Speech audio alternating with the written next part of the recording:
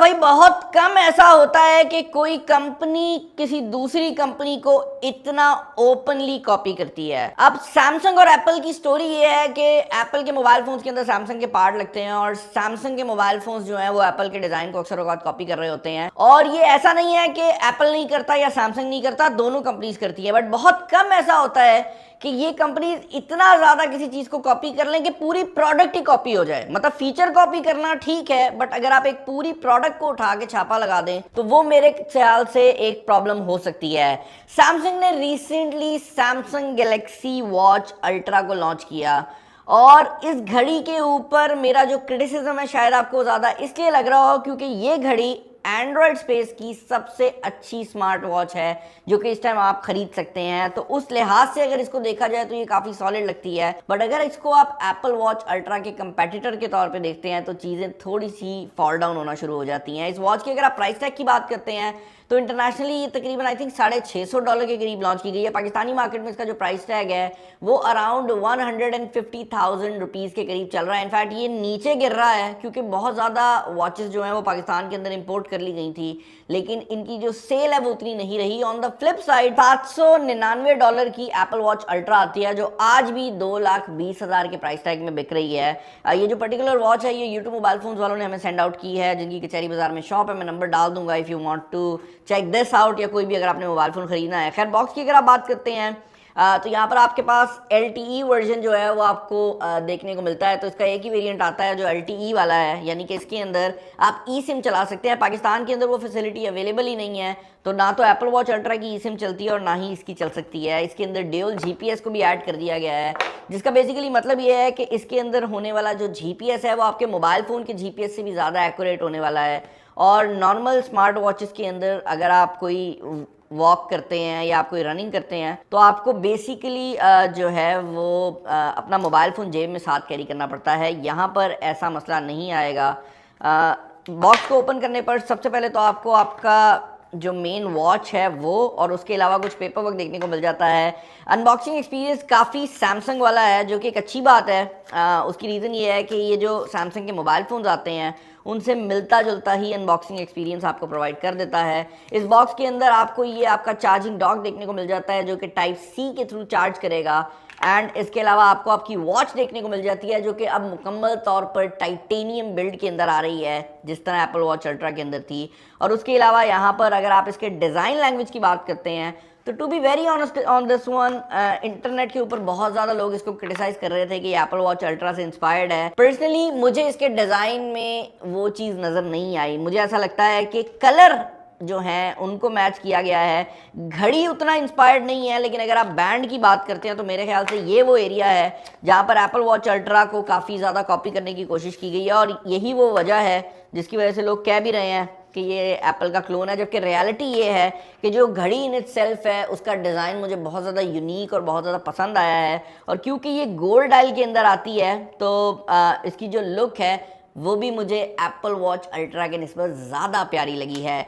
एक बड़ा ब्लंडर जो कि मैं कहूँगा सैमसंग ने किया है वो ये है कि सैमसंग मशहूर है अपने रोटेटिंग बेजल के लिए। मतलब आप कोई वर्कआउट कर रहे हैं, आपके हाथ स्वेटी हुए हैं, आप पानी में घड़ी को यूज़ करना चाहते हैं, भाई आप बेजल को रोटेट करते थे और आपका पूरा मेन्यू कंट्रोल हो जाता था। सैमसंग ने इस घड़ी के अंदर उसको निकाल दिया है और फॉर सम वियर्ड रीजन वही डबल पिंच वाला जो फीचर जो कि एप्पल वॉच अल्ट्रा के अंदर एप्पल ने इंट्रोड्यूस किया है वो ले आए हैं। अब वो कभी कभार की मशहूर कहावत है ना कि दूसरों की चवलें देख के खुद भी शुरू कर देना, आई थिंक वो हुआ है सैमसंग के साथ। मैं ये नहीं कह रहा कि जो एप्पल कर रहा था वो ठीक है, एप्पल वाली फीचर्स जो बुरे थे वो भी सैमसंग ने गलती से कॉपी कर ली हैं, और यही वजह है कि कुछ एरियाज में मुझे क्रिटिसाइज करना पड़ रहा है सैमसंग को। इस बैंड की अगर आप क्वालिटी की बात करते हैं तो मैं डेफिनेटली ये कहना चाहूँगा कि as an Apple watch user मुझे इस बैंड की क्वालिटी बेहतर लगी है। ये ज़्यादा रगेड फील जो है वो आपको प्रोवाइड करता है, बट इसकी जो लुक है वो एप्पल से बहुत ज़्यादा मिलती जुलती है। अब आप 1,47,000 अगर पाकिस्तानी मार्केट में खर्चते हैं तो आपको क्या मिल रहा है? वेल, सबसे पहली बात तो ये है कि ये घड़ी वेयर ओएस के साथ आती है और यहाँ पर आपको मुकम्मल तौर पर जो वेयर ओएस की एंड्रॉयड सपोर्ट है वो देखने को मिल जाती है। फॉर सम वियर्ड रीज़न यहाँ पर आप रोटेटिंग बेजल भी निकाल दिया गया है, और ये जो बटन है ये भी रोटेट नहीं होता, तो आपको इसे कंट्रोल करने के लिए बेसिकली वही जो टच स्क्रीन है उसी का यूज़ करना पड़ेगा। ये जो बटन दिया गया है इसके अंदर एप्पल वॉच की तरह आपको रोटेटिंग बेजल वाली जो चीज़ है वो देखने को नहीं मिलती। अदर देन दैट भाई जहाँ पर जो डिस्प्ले दिया गया है वो बहुत ज़्यादा ब्राइट है, 3000 निट्स तक की ब्राइटनेस दी गई है, जो कि exactly again Apple watch ultra वाली है। इसके अलावा यहाँ पर अगर आप बात करते हैं इसके डायल्स वगैरह की, तो ये जो डायल्स हैं ये काफ़ी ज़्यादा एक्यूरेट हो गए हैं, काफ़ी खूबसूरत लुक जो है वो प्रोवाइड कर देते हैं। क्योंकि ये गूगल प्ले स्टोर के साथ आती है तो वेयर ओएस की जो सॉफ्टवेयर हैं वो आप बाद में भी इंस्टॉल कर सकते हैं। बैटरी लाइफ की अगर आप बात करते हैं तो मोर और लेस आपको 2 दिन का बैटरी बैकअप ये प्रोवाइड कर देगी। कॉलिंग में भी ये बहुत अच्छी है, और यहाँ पर अब ये जो बैक पर मौजूद सेंसर्स हैं ये भी काफ़ी एक्यूरेट कर दिए गए हैं। इसके अंदर ECG मॉनिटरिंग और उस तरह की सारी चीज़ें आपको देखने को मिल जाती हैं। एक चीज़ जो कि मुझे काफ़ी इंटरेस्टिंग लगी है वो ये है कि जहाँ पर एप्पल वॉच अल्ट्रा पाकिस्तान के अंदर आपको ECG की सर्विस प्रोवाइड नहीं करती, वहाँ पर इस घड़ी के अंदर ऐसा कुछ नहीं है। यहाँ पर आपको सारे फीचर्स जो हैं वो देखने को मिल जाते हैं, और यहाँ पर स्लीप एपनिया नाम की एक बीमारी होती है उसके लिए भी आपको एक पूरा मेन्यू मिल जाता है। तो अगर आप हेल्थ ट्रैकिंग की बात कर रहे हैं, ये एप्पल वॉच अल्ट्रा से बेहतर रिजल्ट आपको प्रोवाइड कर देगी।